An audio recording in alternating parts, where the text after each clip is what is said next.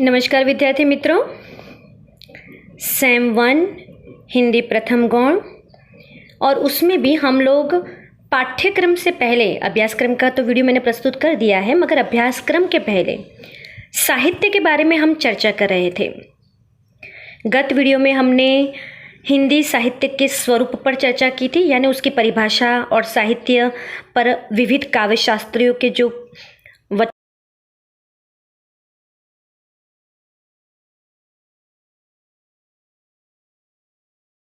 आपको ये जानना आवश्यक है कि साहित्य के प्रकार कितने हैं। प्रकारों को आप समझ जाएंगे तो आपको पता चल जाएगा कि आपके अभ्यासक्रम में जो पेपर 1 में और पेपर 2 में कहानी या काव्य आते हैं तो वो साहित्य के किस प्रकार में आते हैं, और इसीलिए साहित्य के प्रकार को हम इस वीडियो में समझेंगे। विद्यार्थी मित्रों, मैंने पहले ही कहा दिया है कि अभी आपके पाठ्यक्रम या अभ्यासक्रम का कोई भी टॉपिक शुरू हुआ नहीं है, इसलिए आप निश्चिंत रहे। अभ्यासक्रम के पहले पूर्व भूमिका के रूप में आपको ये समझ में आए कि आपकी पाठ्य पुस्तक जो है, आपके अभ्यासक्रम में आधुनिक काव्य या आधुनिक हिंदी कहानी ये जो टाइटल है उसका मतलब क्या है, और उसी के लिए मैं साहित्य पर चर्चा इन वीडियो में कर रही हूँ। इस वीडियो में साहित्य के प्रकार पर हम चर्चा करेंगे। साहित्य क्या है उस पर तो हमने चर्चा कर दी थी कि जनहितार्थ यानी कि हित के लिए रचा गया जो भी एक प्रकार है, अथवा तो हित के लिए रची गई जो भी रचना है उसे कहते हैं साहित्य, सहित। और उसमें शब्द और अर्थ निरर्थक नहीं होते, बहुत ही सार्थक, सांकेतिक, प्रतीकात्मक शब्दों का भी प्रयोग होता है। साहित्य जो है वो आनंद के साथ साथ कोई न कोई जीवन की प्रेरणा देता है और उसे ही साहित्य कहा जाता है। इन सब पर हमने चर्चा की थी। अब हम आगे जाते हैं, साहित्य के प्रकार कितने हैं, अर्थात साहित्य की विधाएं कौन कौन सी हैं। अब यहाँ आपके सामने विधाएं शब्द का प्रयोग किया है। विधा, विधा का मतलब विद्या नहीं, विधा उसका मतलब है प्रकार, रूप। पहले तो विधा के बारे में जानने से पूर्व मैं आपको ये बता दूं कि हिंदी में 3 प्रकार के साहित्य मिलते हैं, गद्य, पद्य और चंपू। अब यहाँ चंपू शब्द आपने सुना हो कि नहीं, मगर चंपू का मतलब ये है कि जिसमें गद्य और पद्य मिश्रित हो। आपको रचना दिखाई देती हो गद्य की तरह, मगर उसमें पद्य की भी बातें हो। आपको पद्य की तरह दिखाई देती हो मगर उसमें गद्यात्मक संवाद भी हो, तो ऐसे काव्य को चंपू काव्य कहते हैं।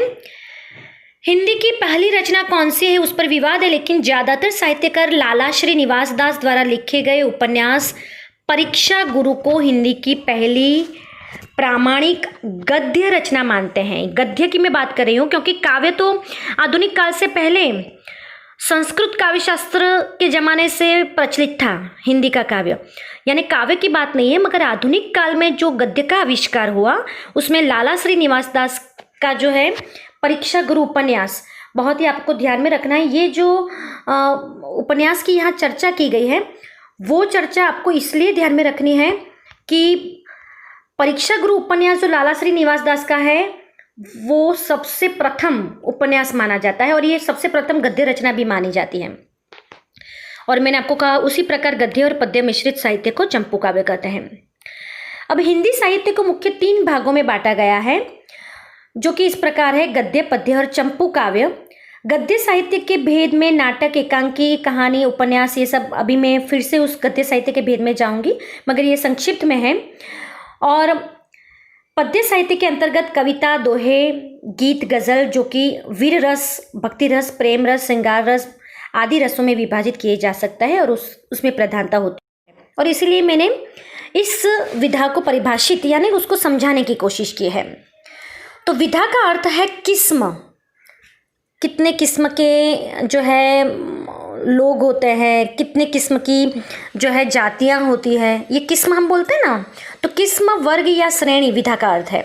अर्थात विविध प्रकार की रचनाओं को उनके गुण धर्मों के आधार पर अलग करना, उसे ही कहते हैं विधा। साहित्य में विधा शब्द का जो एक प्रयोग है वह एक वर्ग कारक के रूप में किया जाता है। विधाएं अस्पष्ट श्रेणियां हैं, इनकी कोई निश्चित सीमा रेखा नहीं होती, इनकी पहचान समय के साथ कुछ मान्यताओं के आधार पर निर्मित की जाती है। अब ये जो अंतिम दो वाक्य है ये आपके लिए शायद अस्पष्ट हो। विधाएं अस्पष्ट श्रेणियां है, ऐसा क्यों कहा है कि क्या हुआ था जब आधुनिक काल का जन्म हुआ। आधुनिक काल में भारतेंदु हरिश्चंद्र ने गद्य का आविष्कार किया। उसके पहले मैंने आपको कहा था कि केवल और केवल काव्य रचनाएं थी। अब गद्य का आविष्कार किया तब उस वक्त तो केवल नाटक ही उन्होंने रचे। नाटक है, उपन्यास है, निबंध है। मगर धीरे धीरे जैसे ही आधुनिक युग स्वतंत्रता के बाद बढ़ता गया अलग अलग गद्य के रूप हमारे सामने विकसित हुए। फिर वो संस्मरण के रूप में हो, जीवनी के रूप में हो, आलोचना के रूप में हो। यहाँ तक आप न्यूज़ सुनते हैं तो न्यूज़ सुनते वक्त जो भी आप न्यूज़ रीडर के रूप में आप जो भी सुनते हैं वो न्यूज़ रिपोर्टिंग होता है, जिसको हम हिंदी में कहते हैं रिपोर्टाज। तो रिपोर्टाज का भी आविष्कार हुआ। पहले तो इलेक्ट्रिक माध्यम यानी कि इलेक्ट्रॉनिक चैनल थी ही नहीं, पहले तो केवल प्रिंट मीडिया। तो फिर जो है दृश्य और श्रव्य माध्यम में न्यूज़ आने लगे। न्यूज़ यानी कि समाचार। अब समाचार आप जो सुनते हैं उसमें जो भी रिपोर्ट करने वाले लोग होते हैं वो रिपोर्टिंग करते हैं जिसमें यथ्य तथ्य बातें होती है, जिसमें कोई भी काल्पनिकता नहीं होती।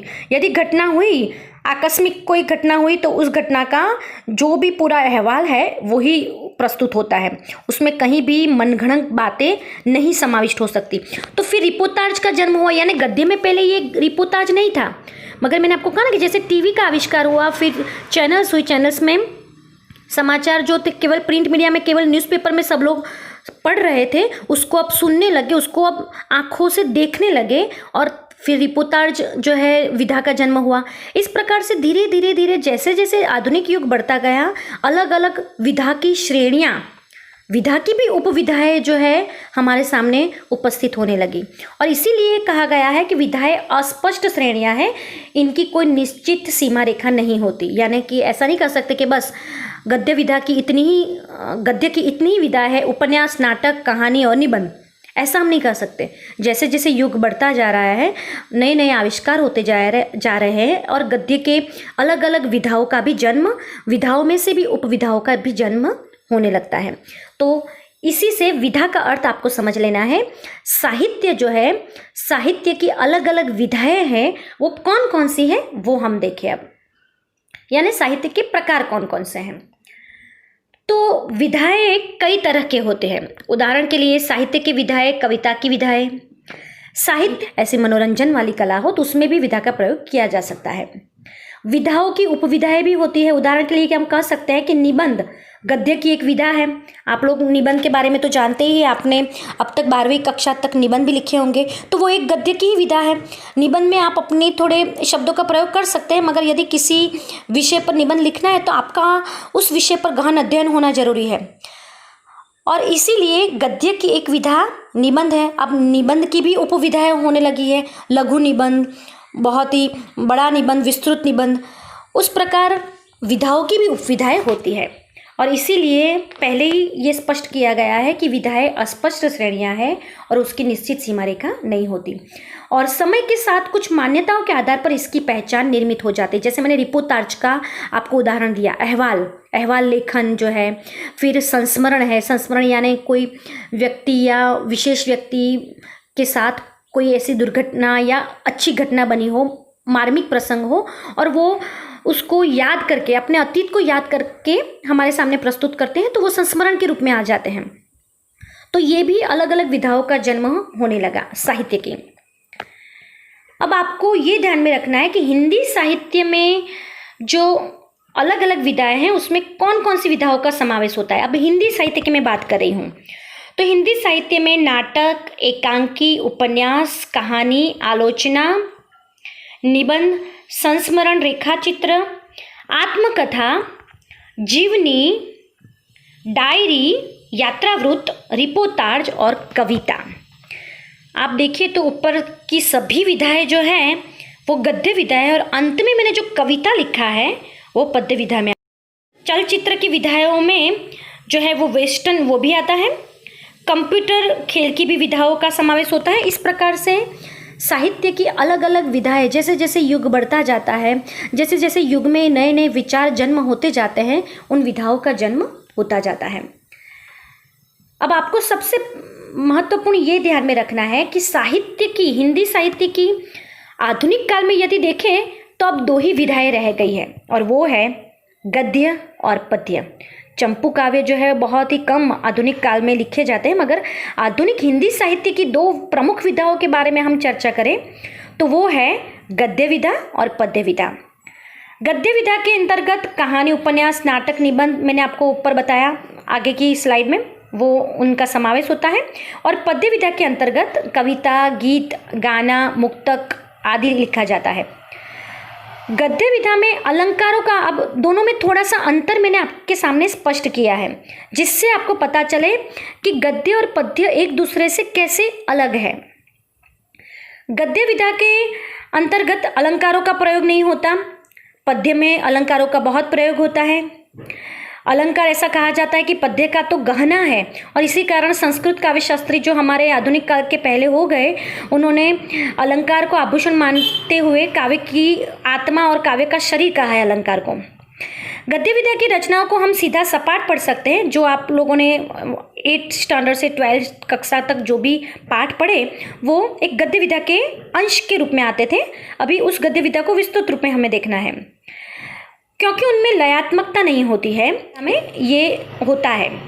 ऐसी रचनाएं गेय होती है। गेय का मतलब है जिसको गाई जा सके, जिसका हम जो है गीत में रूपांतर कर सकें। आप जो फिल्मों में, पिक्चरों में देख रहे हैं, उसमें जो भी गाना आप सुनते हैं उन गानों को पहले लिखा जाता है और उसको छंदबद्ध, लयबद्ध और सुर ताल में पूरा बद्ध किया जाता है, और उसके बाद जो है उसका पूरा लिरिक्स बनाकर उसकी प्रस्तुति होती है। हम उन्हें सुर के साथ गा सकते हैं। दरअसल गद्य हमारे विचारों से ताल्लुक़ रखता है। अब पद्य से अलग गद्य कैसे हैं? तो गद्य हमारे विचारों से ताल्लुक़ रखता है, वही पद्य हमारे मनोभावों से। मैंने आपको पहले ही कहा था कि कविता एक हृदय के उद्गार से उत्पन्न होती हुई जो है एक रचना है, जिसके कारण हमारे हृदय में, मनोभावों में जो भी एक प्रकार की काल्पनिक विचारधारा के रूप में या कल्पना से एक भाव उत्पन्न होते हैं, उसी से हम कविता बना देते हैं। जबकि गद्य में मनोभाव या हृदय के उद्गार नहीं, मगर विचार का बहुत महत्व होता है। दूसरे शब्दों में कहें तो पद्य का संबंध मन से है, जबकि गद्य का संबंध मस्तिष्क से। आपको जानकर हैरत हो सकती है कि पद्य लेखन की शुरुआत गद्य लेखन से काफ़ी पहले हुई है।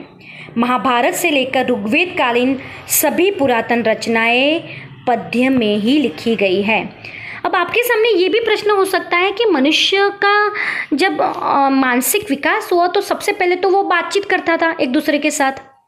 बातचीत तो गद्य में ही करता होगा, वो थोड़ी ना कविता गाकर या गीत गाकर एक दूसरे से बातचीत करते होंगे। तो जब बातचीत सामान्य गद्य में होती है तो आधुनिक काल से पहले पद्य का आविष्कार क्यों हुआ? बातचीत में जो है संवादों में तो एक गद्य की बात ही आती है, मगर जब उन महाभारत में जो भी घटना हुई तो वेदव्यास ने जब उसको रचा तो उसको अलंकारों और छंदों से बद्ध कर उन्होंने काव्य में रचा।